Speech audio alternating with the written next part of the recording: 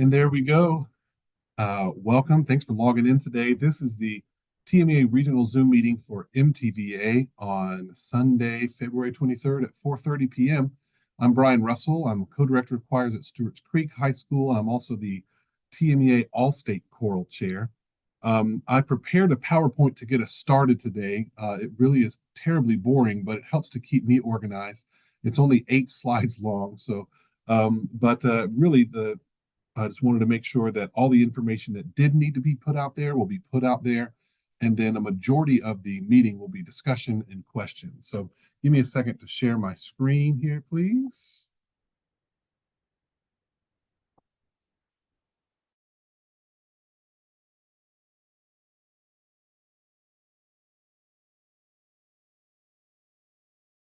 That you can.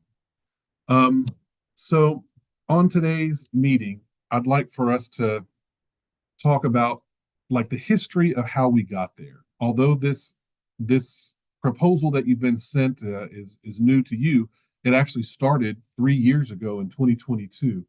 And knowing like where we were then when we were putting this proposal together, where we've come, things like that, the history of it will inform how we got here and how we should move forward. I want to kind of pull back the curtain and talk about the committee that came up with this proposal and the questions that we were tasked to answer and how that led to the proposal that you have. Talk about actionable steps. What is in the proposal, what's not in the proposal, what we have control over, and then finally, questions and discussion. So, looking at the history and how we got here. At the Choral Caucus in April of 2022, we, the choral music educators in Tennessee, voted to add freshmen to all state. That's all that was voted on. We want to add freshmen. And so there wasn't any, nuts and bolts to make it happen. So then President Ryan Fisher appointed in summer of 2022 a committee to look into how to make this happen. The 6 regional presidents and vice presidents were a part of that committee. From ETVA was Kristen Weirham and Will Breimer. MTVA, Lorna Pica and TG McLaughlin. From WTVMEA, Adrian Macklin and Rachel Hudgens. And then there were 3 appointed choral positions, a part of that committee. Then TMEA State Choral Chair, Demetrius Robinson. Susan Kelly, who was TMEA Choral Performing Ensembles Chair at the time, and myself, All-State Choral Chair. The 9 of us were tasked with taking the vote to add freshmen and figuring out how to make that happen. In the fall of 2022, here's where we were. I think it's important to kind of remember back to those times. ETVA was just starting the transition to even having freshman auditions.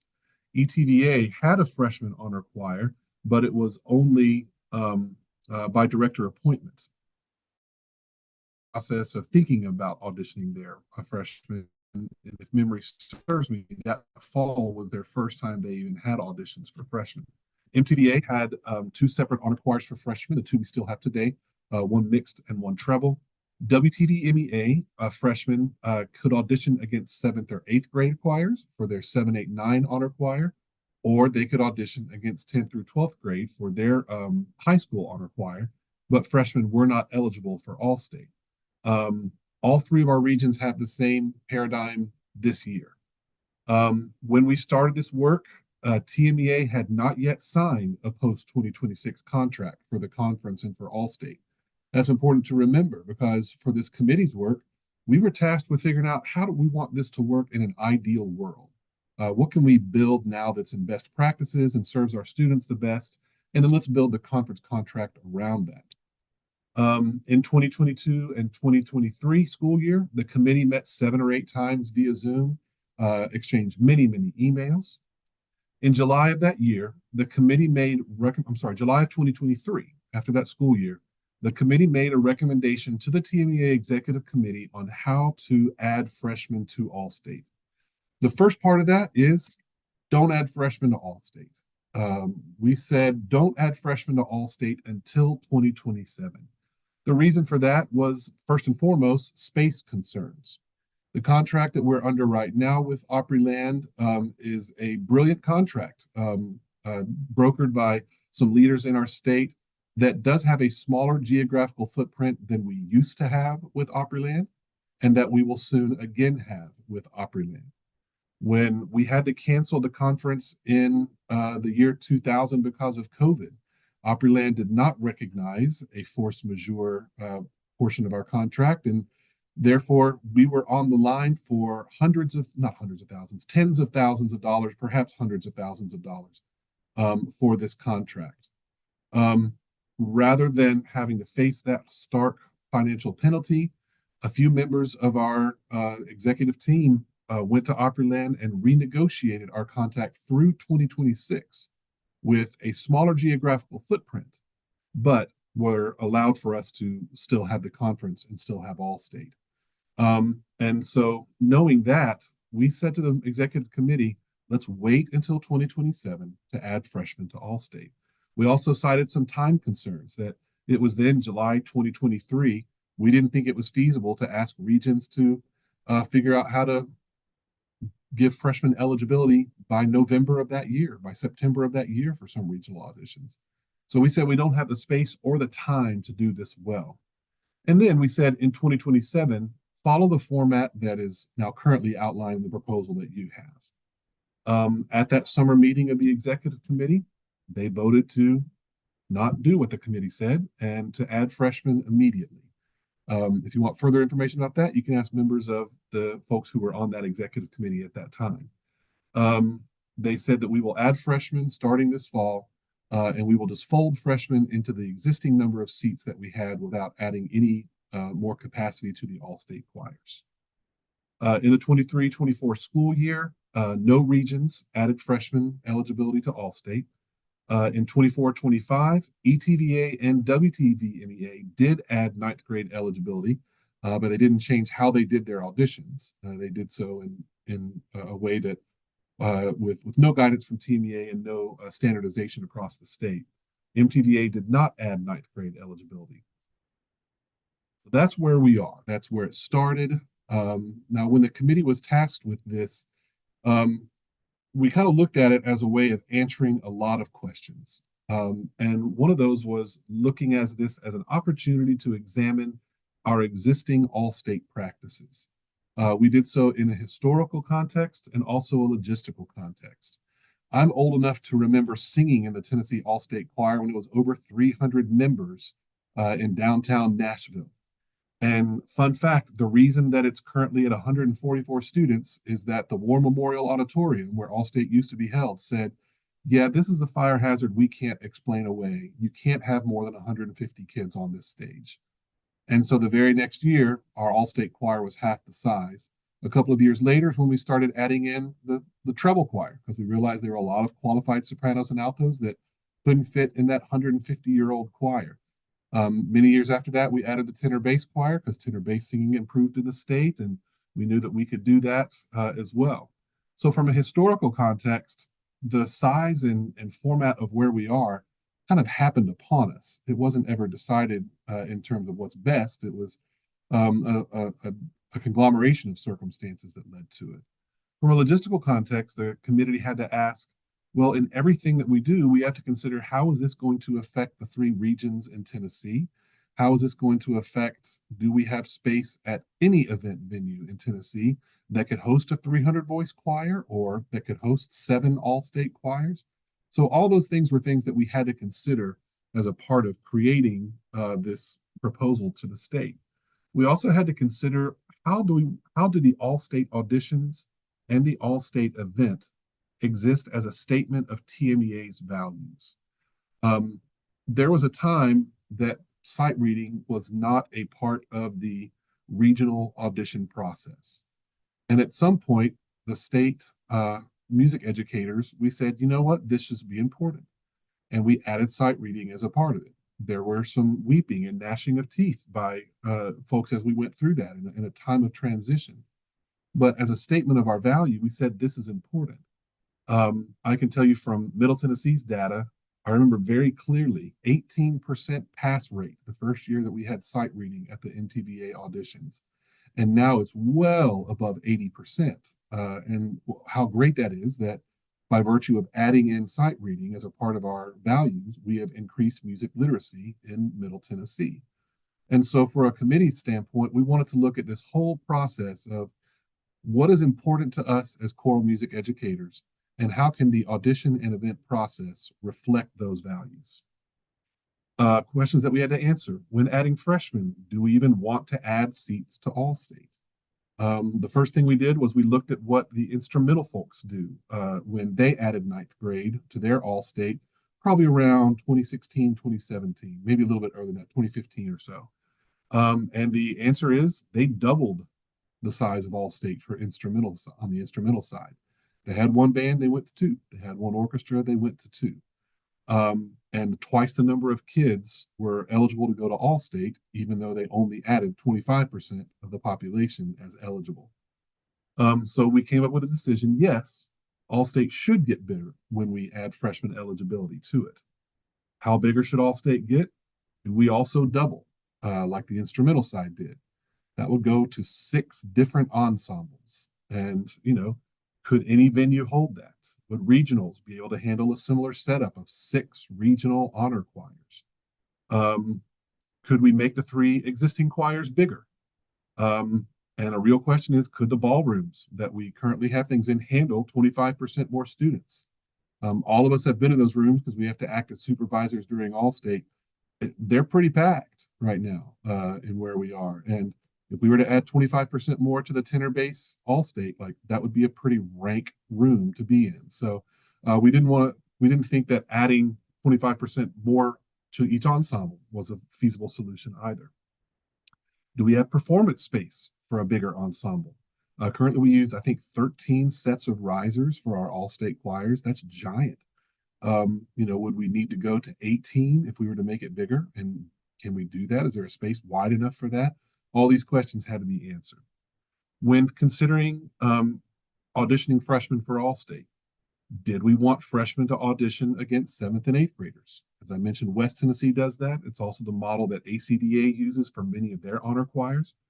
In one sense, it's more developmentally appropriate for them to audition against 7th and 8th graders. I mean, we're talking about doing auditions September.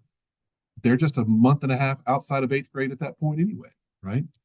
Do we want freshmen to audition against 10th through 12th graders?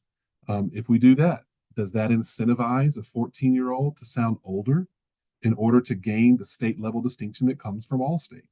Is that a reflection of TMEA's values? Does this create an unfair barrier for 9th grade auditionees? So these are the questions that the committee was tasked to answer. So let's talk about what is actually in the proposal for 26 and 27. For the auditions, each region would audition grades 9 and 10 together. They would audition grades 11 and 12 together. We're not saying it needs to be on separate weekends. It could be done on one weekend. It could all be done virtually. We're just saying that rather than having freshmen audition separately like we currently do in Middle Tennessee, we would have freshmen and sophomores audition together and 11th and 12th graders audition together. I think there's a lot of strength in the regionals moving to similar ensemble delineations as All-State. So MTVA could have, like what the All-State would be in 27, a 9-10 SATB, an 11-12 SATB, a 9-12 treble, and a 9-12 tenor bass. For Middle Tennessee, in one way, that's a lot easier, as we'd be going from 5 ensembles that we currently have, 3 mid-state and 2 freshman honor choirs, down to 4 ensembles. But we would have to have them on the same day and a half, which requires an event venue that could handle 4 ensembles.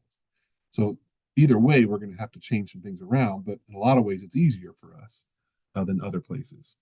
So in the proposal, we would add 1 all-state choir to our current 3. We would have a 9-10 SATB, 11-12 SATB, a 9-12, and a 9-12 TTBB. 9th and 10th grade placements would alternate between the SATB and the 2 gender choirs the same way that we currently do, so that one is not seen as better than the other. Same thing for 11th and 12th graders. And also in the proposal are timeline considerations. With a January All-State comes earlier regional auditions and events. And then, especially for second tier, I think we need to consider moving to an online audition platform with second tier, happening the way it's going to happen, which we'll talk about here in a minute. It's just moving to an online platform makes a lot of sense. So that's what's in the proposal. Um, and here are the actionable steps for us.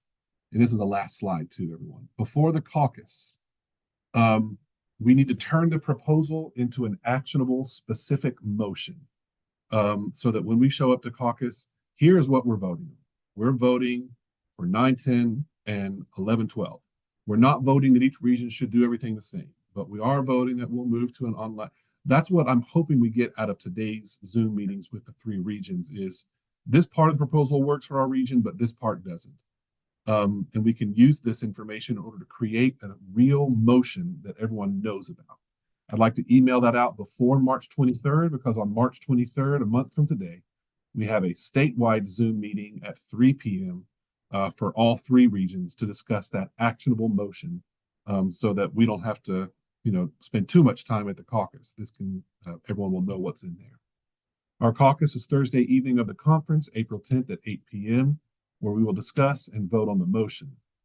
In the summer of 2024-25, this summer, we need to create a Tiger team for those of you who are West Wing enthusiasts. It's the last season, so you might not have made it that far yet. But a Tiger team of a handful of folks from all 3 regions. These folks will discuss region-specific things and state-specific things. They need to discuss regional event dates and venues. For Middle Tennessee, it'll be like, do we have a venue that can fit 4 ensembles? When are we going to need to do this in order to have second tier and results out by November 1st or whatever it is that we decide? We need to talk about audition considerations for the regions and for second tier. We need to have dates that are really firmed up by this for each region and for the state. And we have to do this in close coordination with our instrumental colleagues. If we're talking about All-State being in January, then we're probably talking about auditions for both Mid-State Orchestra and Band being in September and Mid-State Choir being in September. And there's also competitive marching band competitions on Saturdays. And we can't all do the same auditions on the same weekend. And we can't have Mid-State Band Orchestra the same weekend that same time we have Mid-State Choir.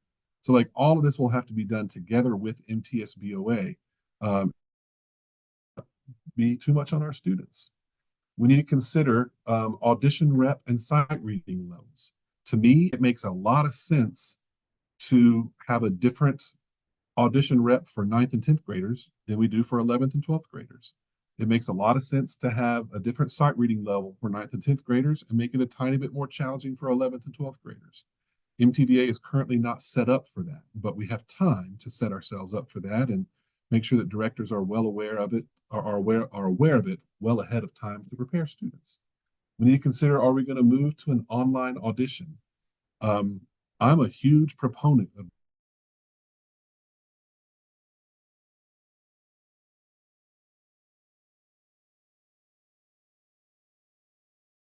singing well for that. You might not make all county choir and mid-state choir and all state choir. Whereas if we had an online audition platform, we could give a week's window where students could upload their recordings for their mid-state auditions. And then if they are sick, they've got time to fix that. But that's just one of the benefits of it, for sure. And then in terms of long-term planning, this Tiger team should start talking about the opportunity to gradually increase our sight reading standards statewide. I mentioned earlier that we went from 18% to well over 80% pass rate. Maybe it's time to make our sight reading standards a little bit more difficult in Middle Tennessee. This team could decide in 2930, we're going to add dotted half notes. In 3031, we're going to add dotted quarter notes.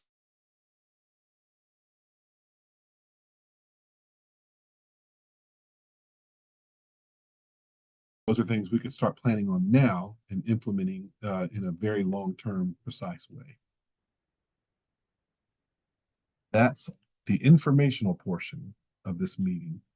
Now I'd like to just open it up to as many questions as we could possibly get. So who's going to be brave and be the first person to ask something?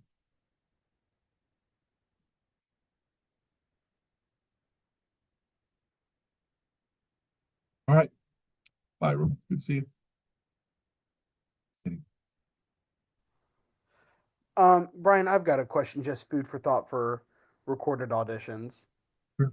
Um, I teach middle and high school for anybody who doesn't know me. And so for middle school honor choir for MTVA, we do recorded auditions. And something every year that we struggle with is fidelity with those. You know, how easily kids can sing with AirPods in, or choir directors can sing with students, things like that. Any thoughts? And this is kind of groupthink. That's one of my biggest reservations for online auditions is we have to throw out multiple schools recordings every year, um, and kids still lose that opportunity. So thoughts about ways to keep fidelity and equitability. Same thing with recording quality. Yep. Schools that have better mics, the kids sound better. Schools that have to record auditions during the school day in that point, and they have a tuba blaring in the next room. Mhm. Just food for thought for that regard. So let me address that one first. When we did the virtual auditions for Midstate during COVID that one year, um, what we did here at this school was any kid who had an iPhone, I airdropped them a GarageBand file that had the cut playing in the background, and then they sang through, earbuds. Um, and the reason I'm bringing that up is that that's something that we could make available to all of our members as well, as a possible way to record, because so many of our schools have a classroom set of iPads that we could get that the teachers could get for a week. And so to me, I think there are ways that we can mitigate any social, economic layers of this, and make available resources that create a really great recording for everyone. In terms of the honesty level of this, that's always going to be a part of it. It's still possible for director A to say, "I know you're coming in around 3:29 on Saturday. Make sure you cough 3 times, not 2 times, but 3 times, and I'll know it's you." That is still something that we have in our current auditions, but or a layer that we could have rather, and it's always going to be there. I think not band, the instrumental side of Allstate this year is moving to an online platform called Snap Auditions. And what sounds really cool about that to me right now is that students video record themselves, and then the director has to, check off that yes, this is that student. Yes, I can confirm that this is their playing, but then the people who judge only hear the audio portion of it, so it's still a blind audition. That gives a one layer of, a director saying, yes, this is the correct child. Yes, I can confirm that it's not their voice teacher singing with them. Yes, I can see that, this was done without anything. And so any infidelity would just be the dishonesty of a teacher, which I don't know if there's ever a way to really get around that. Nor do I think it's going to be a giant problem, but always a possibility. So anyway, that would be one way that we could see if that works well for instrumental side this year.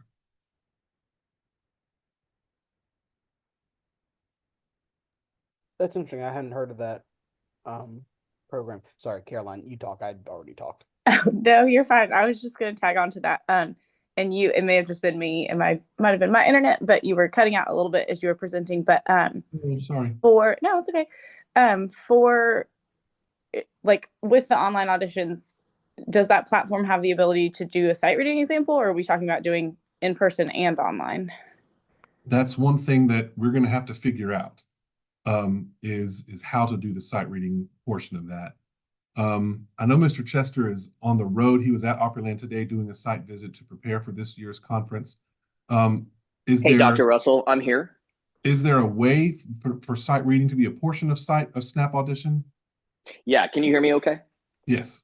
Okay, I'm home, but I'm on my phone, so this is like a weird interface for me. So yeah, so to couple on what Dr. Russell mentioned, the instrumental side of TMEA is going to be beta testing Snap Audition, and it is an online submission platform that's kind of a one-stop shop. Prior to this, when we started we used to do, and many of you may remember, we used to do the chair positions, and it used to always be like on Wednesday night, and it was chaos. And then as soon as the pandemic happened and Alexis Derryberry became president, we had to look at a way to streamline everything. So what the instrumental side has been doing since our return from the pandemic was basically reverse engineering jot form for us to do video submissions. Snap Audition now is a complete one-stop shop where it, as he said, students will submit audio or videos. In this case, they're going to submit videos. They have several times that you can set. So you have several, I guess that means like chances, I guess, like you can set it up to, you know, how many tries do you want the student to have as far as when they upload everything. So in this case, it's going to be videos. And then on the back end, what's beautiful about it is that the judges, basically, if you were judging, let's say clarinets or whatever, you would just basically get an email with a link to it. You would put your credentials in, and then you would just see, you know, clarinets 1 through 24. In this case, for our, you know, our choral counterparts, you know, it could be sopranos 1 through 24, or just, you know, however you wanted to do it. And all you would get would be those audio links. My understanding is that the platform is native, so you're not having to download MP3s or anything. It's like right there within the platform. The rubric is also attached to it, and you score right there. And so what's beautiful about that is that, you know, that allows a lot of opportunity for us to streamline a lot of things for judges. The other part of that going to the question on hand about sight reading, yes, Snap Audition will allow you to do sight reading, and it configures sight reading in 2 different ways. You can upload your own PDFs. You can upload several sets of PDFs and have it choose randomly. It is also integrated with Sight Reading Factory now. So you can set everything up in Sight Reading Factory, and then Sight Reading Factory, through something, the magic of technology with Snap Audition, will use that sight reading that was set up in Snap Audition. So you have a lot of options. And those are things that we're not going to figure out by the time we meet at caucus, but rather we will set the Tiger team on. Thank you, Mr. Chester. What else?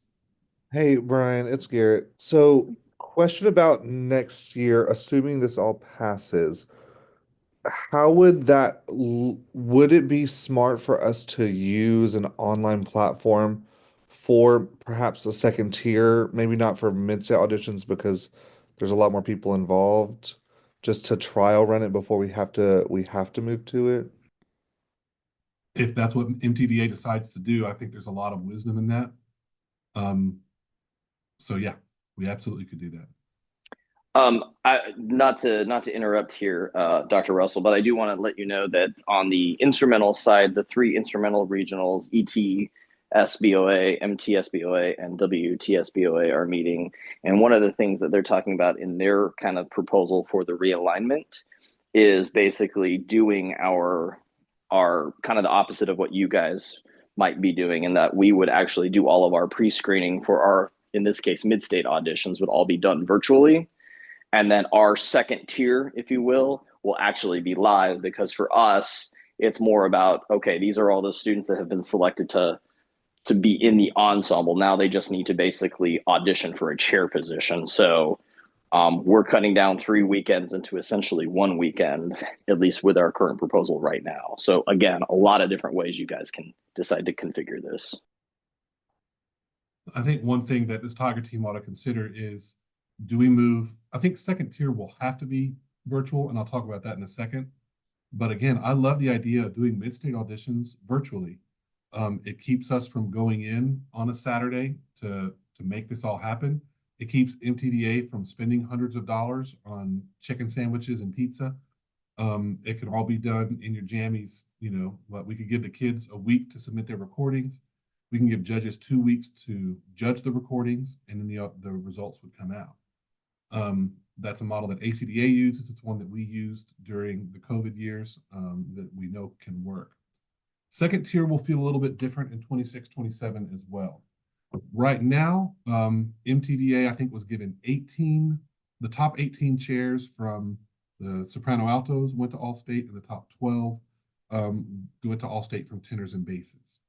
The proposal says that in each region, the top 24 or so, whatever the Tiger team decides, will be eligible for second tier, but are not guaranteed a spot. That's a pretty big departure that I think has a lot of positive benefits to it. So if you're one of those top 24, you prepare a second tier audition, and then instead of just being a pass fail, we rank those students on a statewide basis. We would get the top 24 from East, the top 24 from Middle, the top 24 from West, and then we would rank them, and the top kids go into All-State. Now, the danger of that is that East Tennessee runs the table, and they're all of All-State. Well, that's not good for neither the kids in East or the kids from the whole state. And so there is a layer of guaranteed representation from each region. But in that sense, now I think there's going to be a little bit more stakes involved in second tier, because even if you're first chair, you're not guaranteed a spot in All-State. You are reseated during second tier and go from there. So in that sense, second tier will have to be the same window across the state, a week or so to submit your recordings. And then let's say the 11, 12 alto ones in SSAA are judged by a panel of 5 judges, but they're from across the state. And you don't know if the kid you're listening to is from East, Middle, or West, and you just rank those kids. And then another panel of judges would audition the grades 9, 10 alto ones in the SSA choir, and another panel would judge the 9, 10 alto ones in the SATB. So second tier would feel different, but in a way we get a true All-State, and we wouldn't have to deal with this pretty convoluted process of coming up with quotas based on a 3-year average of the number of schools that participate that always yield a lot of, integers and dangling participles and all that stuff. So that's why I think we have to move to online for second tier, but we could absolutely move to online for regional as well. TJ. Okay, got me. Just coming off of that, Brian, do you see, like, and this is maybe cart in front of the horse, but when that happens and it goes to the second tier looks like you just talked about, are we still looking at all rep being represented? Are kids still singing a section of every single song, and then that's the audition, still a sort of a screening and an audition? That's what makes sense to me for second tier, because we do have really great all-state choirs because the kids come in on night 1 being able to sing well. And so I think that's what makes sense to me for second tier. One thing that I know Garrett has talked about is, do we still want to audition for mid-state on antiquated 15th century random things we can find on CPDL? Or is it time to move to maybe not necessarily solo rep, but maybe solo rep? And you get a better feeling of that kid's instrument and musicality. This is an opportunity for us to look at the whole process. Thanks.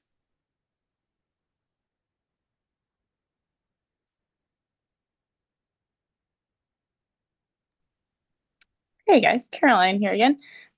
Thinking about the second tier, so I'm still newer to Tennessee, so this might be something that everyone knows. But so right now, is everyone doing, all 3 regions doing the same rubric for second tier? Yes. They are, okay. And is there any thought about changing that or updating that, since like the kids are going to have a lot less time to prepare, kind of? Like that's one thing that kind of worries me. And Sure. I guess second part of this question is, like, has Opryland signed have we signed a contract for like 2 years, 3 years, 4? Like, is it always going to be January now? It is January through 2034. Wow. Okay. In terms of the rubric, I think another layer of this is that we as a state and we as individual directors are going to have to think about the all-state process a lot earlier. Right now, our auditions for mid-state are in November, and we don't really think about ordering the all-state music until after we see who's made all-state, right? I think in 26, 27, we'll need to announce the all-state rep in May of the previous year. And directors should probably order a single copy of each choir's stuff over the summer, because if what I suspect will happen happens, mid-state auditions are going to be like a week's window in September. We'll get the results by the third week of September, let's say. And I think at that point, we'll know those top 24 kids are doing second tier at the beginning of November. So in that sense, they're still getting about 6 to 8 weeks of preparation time for second tier. That's not quite the 10 to 12 weeks that we currently have, but most of us don't get the music nearly in time for them to get all 10 to 12 weeks, from the time they get their mid-state audition results until second tier. A lot of kids don't get their music till they come back in January. So in that sense, it'll be pretty similar in terms of the amount of time they have to prepare if directors are ready to hand them music the day they get their mid-state audition results. Yeah, I understand what you're saying there. I guess my question is, like, we're also asking them to learn mid-state music at the same time. So we're putting a lot on those kids. True. Yeah, and maybe we have to change how we think about mid-state. I'm not saying we should do this. I'm just, talking out loud. We have a Rutherford County all choir, a Rutherford all county choir, and we hand out the music when we get there. And they have a great experience. We just have to work with the clinicians to make sure the rep is on a level that can do that.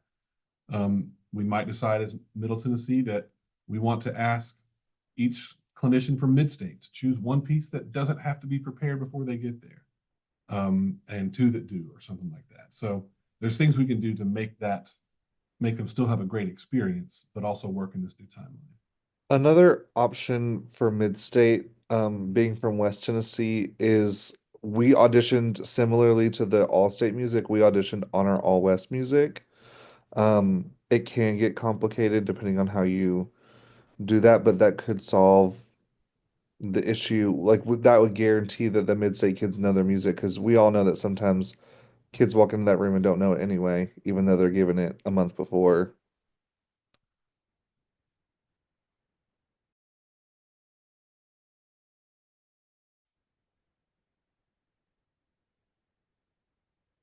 Spencer, I see your hands up, but I don't hear you.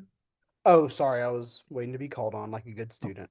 Uh, yeah, I was just about to say what Garrett just said. If we make the argument that all state ensembles are successful because for second tier testing, our students come in on the downbeat knowing the repertoire, I think we can transfer that to the mid-state repertoire. I don't know if all this is Tiger Team talk for the future, if any of this needs to be figured out before the caucus. Um, but I am very much in the camp that adjudicating choral singing is what's most important for mid-state, and using choral repertoire is what's important for that. But my other question, and I had this typed up in the chat box before I send it. Thoughts about snow in January, which is something that we don't have to deal with in April. I'm sure y'all have already talked about that, but I'd love to hear thoughts. There will be snow dates for all state in 2027. It will likely not be in January. And so when I asked this question and got the answer, I've come on the other side where it makes a lot of sense now.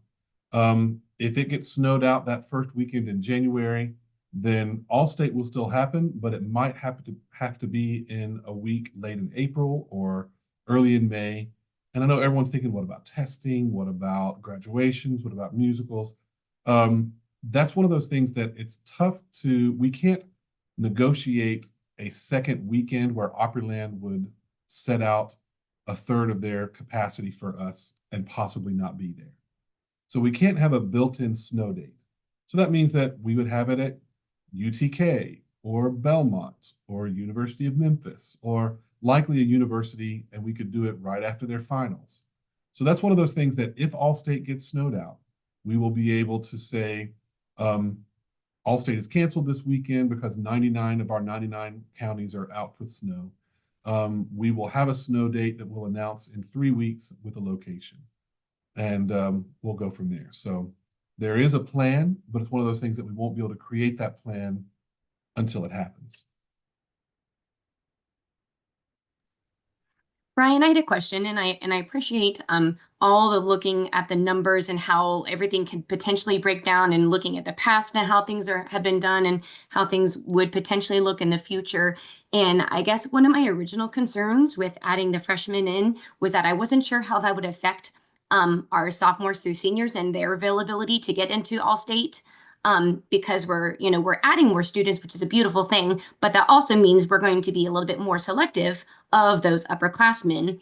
But if I'm kind of crunching numbers, I feel that I see the potential is that we're going to be taking about 40 more students in the idea of having freshmen involved, and I feel like that is kind of balancing out the amount of potential new freshmen that would be coming into those ensembles. Is that an accurate assessment? We're bringing in 160 more kids to All-State from a state level. We're going from right at 400 to 560. Right. And what's great about it is that we are prioritizing seats for 11th and 12th graders. The two SATB choirs will be 18 seats per choir, all right? And that yields 144. But then for making sure I get it right here, yeah, top 18.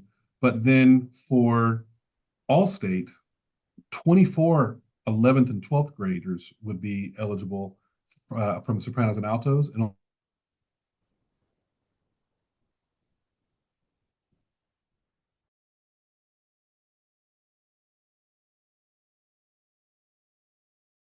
students that make All-State in our 10 through 12 paradigm. So that's the beauty of it. In fact, just to be quite honest with you, I think a layer that MTVA needs to be aware of is that I think we're going to reduce the number of freshmen that will make mid-state on the treble side. Right now, we have 20 per part that make the mixed choir, and then a freshman treble choir of 80, of 40 sopranos and 40 altos. I don't see, if we were to move to a 9-10, we were to move it to the same ensemble delineation as All-State, I think that will reduce the number of freshman trebles that end up making it, which hurts me. But I also think when you get down to seat number 58, 59, and 60, there's a pretty big discrepancy of those that were in the top 30 on that part for freshmen. So I don't know if it's a terrible thing or not. Just something to be aware of.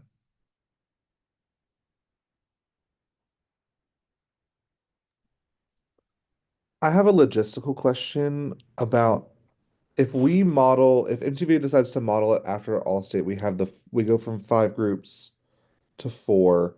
If a student auditions as a 9-10 alto 1 and they're placed in the 9-10 SATB for mid-state and then the 9-12 SSAA for All-State, I don't I'm having a hard time following how each student would qualify to what and how we would determine.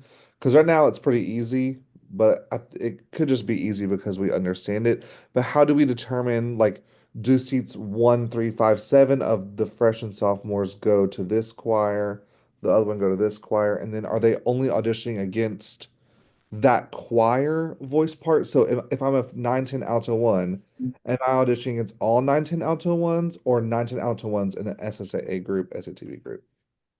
So like right now, we have one audition for 10th through 12th graders on the same rep, and then we place them in one of 3 mid-state choirs.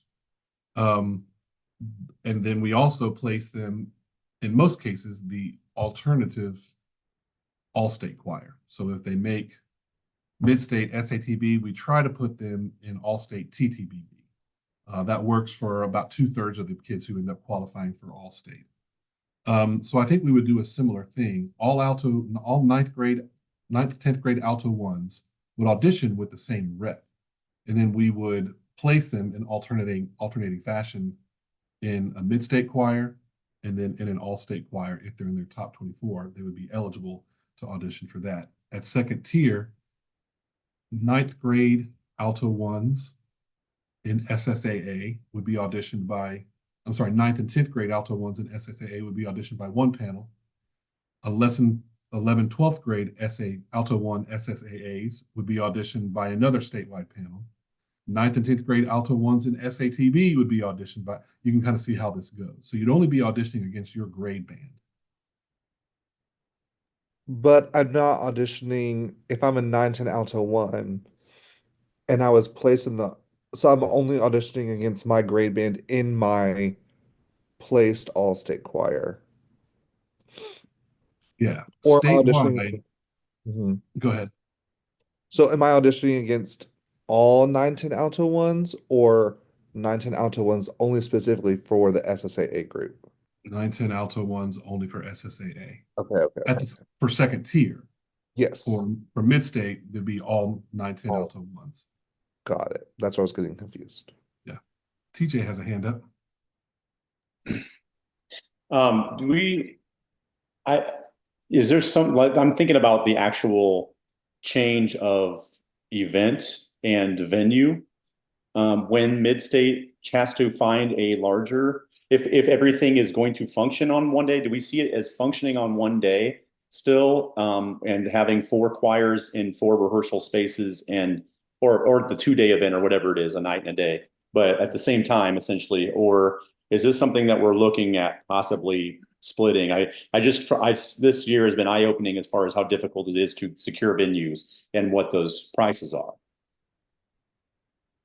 Yeah, I think the only way if we were to move to this would be all 4 choirs would have to be at the same venue. And yeah, I'm right there with you. I've been on that side of things trying to secure venues. It's a little bit easier when you're securing things like, I know that ship has sailed for 2026, but like 2 years out. I've been able to get some really great venues for MTVA in the past because we were saying, all right, it's 2015. Can we have your space on this weekend in 2017?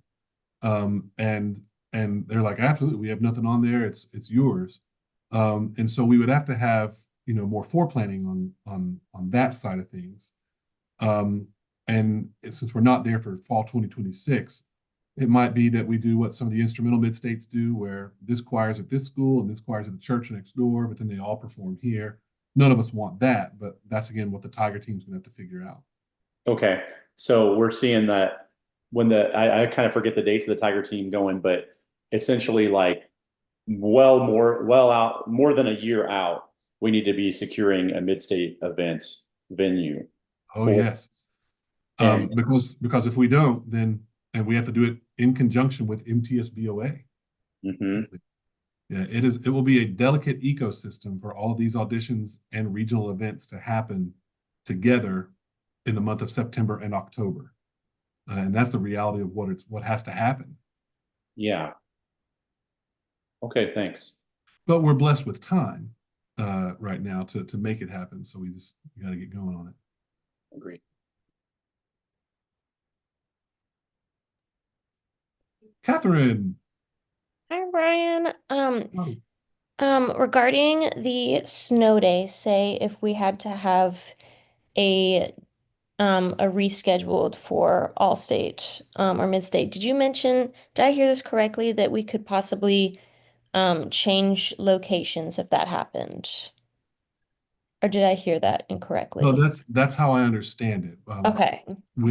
I think everything would be on the table. Let's if it gets snowed out, then we know that we will still have Allstate. But we will be in a position to say location. Now, being the planner that I am, I know that we can't find a location for sometime in spring 2027 now. We can't go to a university and say, can you open up your entire performing arts wing to us and your hall, but we might not be there. But we might be able to do that in fall 2026. Say, UTK, can you be our contingency plan if Allstate gets canceled on this weekend? I bet they could do it at that point. And so then if we have a snow date, we'll already have a place and location secured.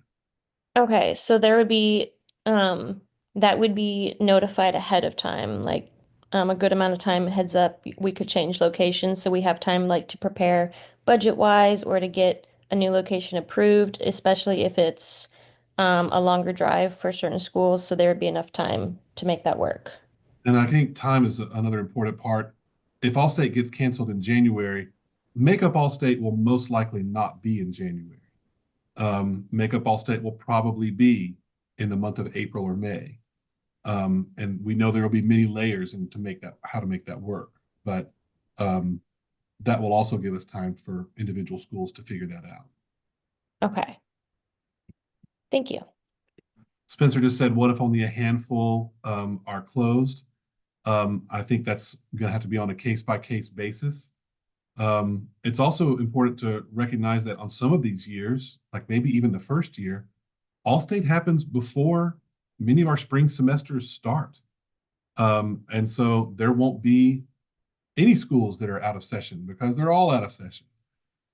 So at that point, we're just having to deal with real-time safety and concerns and things like that.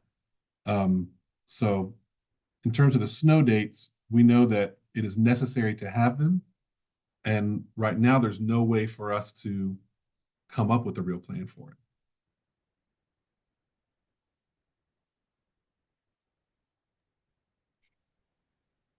This is Pam Andrews. How are you doing? I'm the newbie, so I always ask way too many questions. Not at all. But I was going to say one thing. I know our principal would be crazy if we missed EOC, like if our kids miss EOC. So that is really something to also think about because, I mean, we were going to sing for something like really big, and he said, this is what they said, all the kids can go that aren't in EOC, that are taking an EOC. So that's something to think about. And then the other thing I was thinking about, and this is because I'm a new choir, is that I think you're right about giving them music early or somehow making a deal because my kids are already very timid about trying out. And so I want them to try out. I want them to grow in how many people try out. And so having a really upfront, getting our ducks in a row really early so they know what the music are when they walk in the door, again, the fall, then because most of the time too, this is crazy, but most of the time my strongest choir is in the spring. It is not in the fall because I have a lot of kids that are in both, but my strongest one is in the spring. And a lot of it is because of CPA, because they know they're going to go for that. They work, they're so excited. And I also get a lot of freshmen in that sometimes don't sight read very well. And after my whole first semester, they're very, they get a lot better. Now I'm really new at this, but I just wanted to throw that out there, especially about the EOC, because I'm telling you right now, my principal would say, no way. I mean, they would be, I might only have one and they might say it's okay, but some of our schools have lots of kids that are in it and they are tough. Okay, I'm going to be quiet. No, not at all. And let me tell you, that's definitely on the radar if we had to move. And I'll say it was also a part of the discussion last summer when everyone was trying to figure out when are we going to have All-State in 2027 and beyond, was stepping away from that window and having it in April or having it in January rather than April. Garrett, dude. Hi, I thought I'd be a good student like Spencer.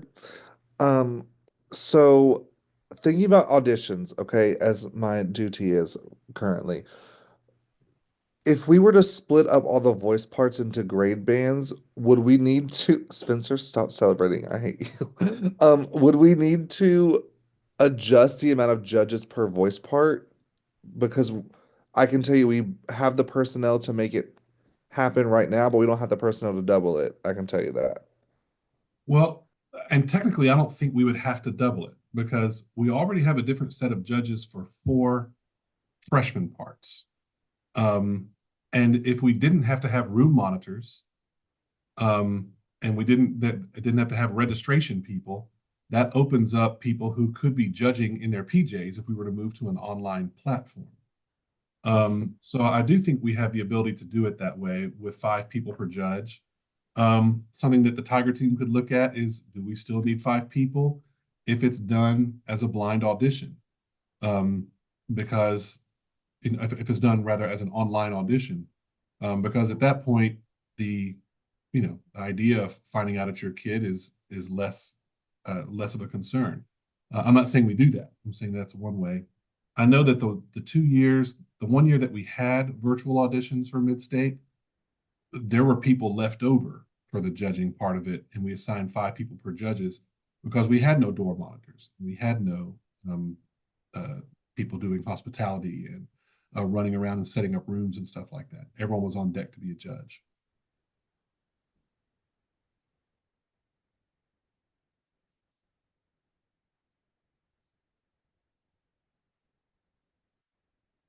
Missy. Hey, I know I'm not the same as a lot of you, but I do middle school and high school. So adding this event to January is makes me a little nauseous. It's just January is a big, just for my school. I have a competitive show choir, so January is a big month, and then we're adding all state. And then I also do middle school honors choir. It would be helpful just a comment that if we could, as MTVA, maybe move middle school honors choir away from January. I don't know if we have that ability, but that would be helpful for me. And then just one last comment. I would hate for us to go completely to online auditions. Just, I feel like the kids, if they want to go to college and study music, they're going to have to participate. Most of them. I just recently had a kid that auditioned and he wanted to do a virtual audition, and the college was like, we really urge you to do the live portion. I just think, if we're preparing our kids for college, I would hate for both of their auditions, both the mid-state level and the all-state, to be both online. I feel like there is that intimidation factor that they need to work through at that live audition. Just a comment. But thank you, Brian, for all this. You're making it less overwhelming to me, and I appreciate that, talking through it. I think you bring up really great points about the live versus recorded auditions, because you're right. I mean, we have to steward our kids for all these different things. There are some summer programs that only have recorded auditions and some things that only have in-person auditions. So giving our kids all those skills will be important. I think Missy also brings up the thing that is important to talk about, that this is like 26, 27 is going to be a seismic shift in how we handle our regional and our state level auditions. I think Missy, like, I share a little bit of concern with All-State being in January, not as much as many folks do. Like, I'm on board with it, but I definitely have concerns. But I also can say, like, that ship has sailed. Like, All-State is in January from 27 through 34. And so at this point, we have control over what we have control over. What you say about moving middle school, I think the Tiger team ought to look into that. That's something I hadn't thought about. That's a great idea. And so, we will have things that we're going to have to shift and change. Let's just rip the Band-Aid off and figure out what all of these changes need to be.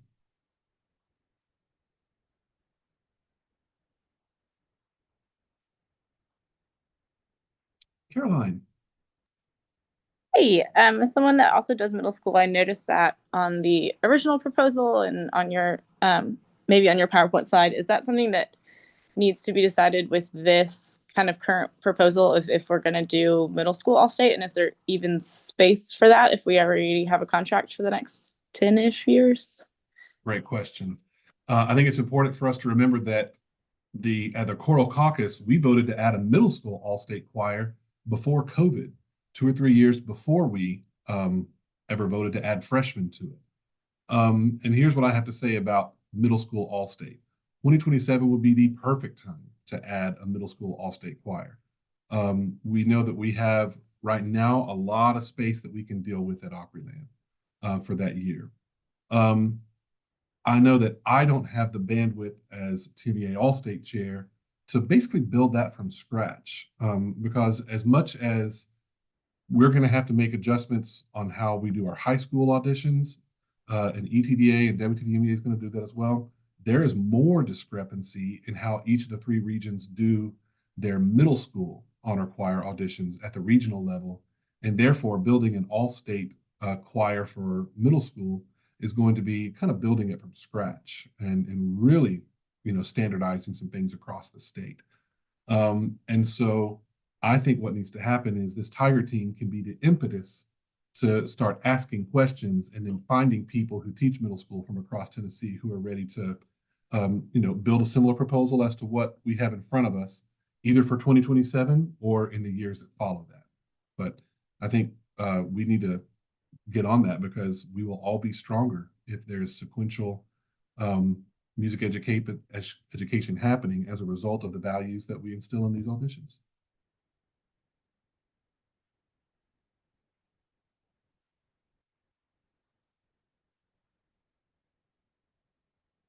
I said Tiger Team more today than most days.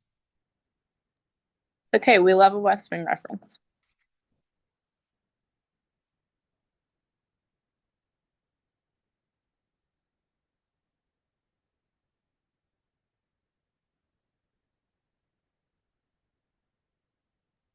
Chester always thinks that he's Sam Seaborn here at school.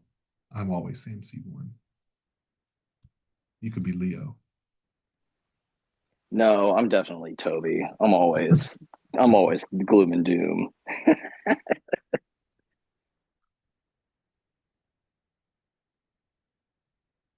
Other questions or comments or discussion? All right, I'm gonna ask one last thing. Sorry, I've been chatty today. Right. You saying that there is space for middle school just makes me wonder. I used to teach in Georgia, and in Georgia, basically they have all of the grade levels for like all of the ensembles. Like there's an SATB, 11, 12, TTBB, 11, 12, that sort of thing. Was there a reason for wanting to combine the 9th through 12th grade for SSSA and TTBB, or just did it feel overwhelming to do both? Or And you say you came from Georgia? Because that's Yeah. one of the things we modeled also, was Georgia at one point had 912 TTBB and 912 SSAA. And so for us, we don't think that we have the personnel to have 6 different choirs if we were to go down that road. Like, 3 different choirs for a 9-10 band or 9-10 grade band and 3 different choirs for 11-12. So this was a way for us to, add 9th graders and add capacity without adding 3 more choirs, but only 1. But what I do think is important, I think for middle school directors, I think we could absolutely support a middle school SATB and a middle school treble choir, because we know there will be more trebles that qualify for All-State than tenors and basses at the middle school level. So as we're building this, I think it ought to be in our mind to have 2 middle school All-State choirs that are right out of the gate. Dr. Russell, if I could also chime in on the middle school component. So I know for a lot of, Dr. Russell said, we're in a lot of uncharted territory, but as a result of this, I think that it's allowing a lot of our regionals to look inwardly on how we've been doing things for the times that we've been doing it, and how do we change and make it better.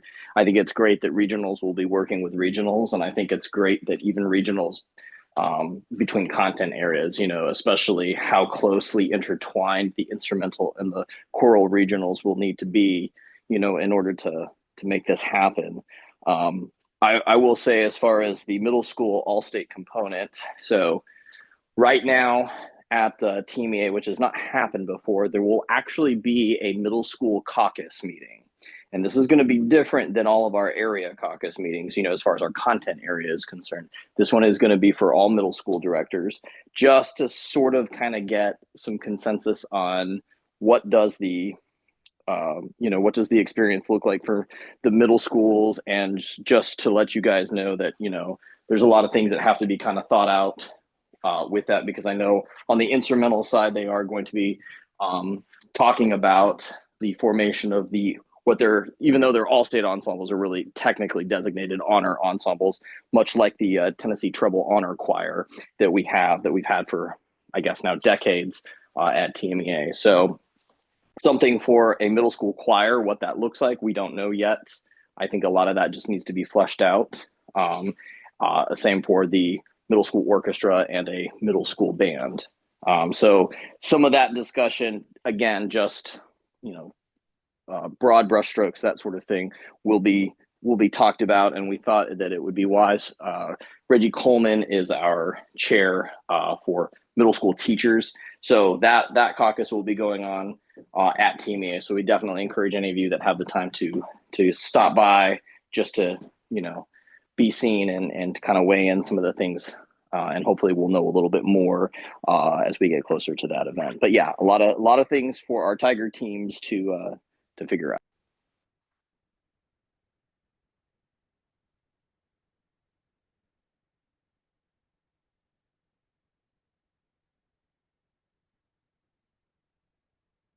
Anything else? I just wanted to say, I think it's a positive that I do agree with a lot of the concerns about the online auditioning. Same thoughts I had, with the college audition process and looking at those things, that it's not going to be the same for a lot of people. But I do want to say, it could be a really good thing for those of us that live far, if we've got an hour and a half for a lot of our kids to go to Murfreesboro. And, I'm just trying to think of some positives, and I think that could be good. I know Cookeville is another school system that drives very far. And so anyway, that could be a really positive thing, I think, in that way.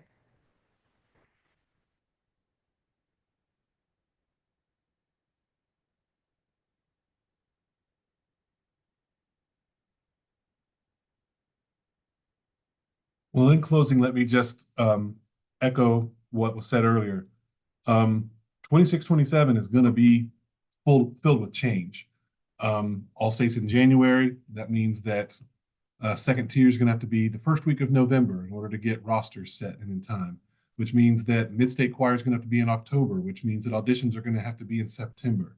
And if we move to online auditions, that might have to be a 3-week window instead of just one Saturday. And there's going to be, no matter what. I think as we get ready for what this looks like, let's all go into this knowing that, hey, there's going to be changes, but we have control over what those are going to be and how we can best serve students through these changes. And knowing that we have the blessing of time and resources to do this, then that makes a lot of these changes a little bit easier. If our goal is by this December to have everything planned for 26-27, that gives us the spring semester next year to kind of get our minds wrapped around it and figure out how our teaching changes and our program infrastructures change and things like that. So we have time, we have people that can make it happen. Now it's just an issue of going out there and deciding what's best. So if there's nothing else, we'll call it quits.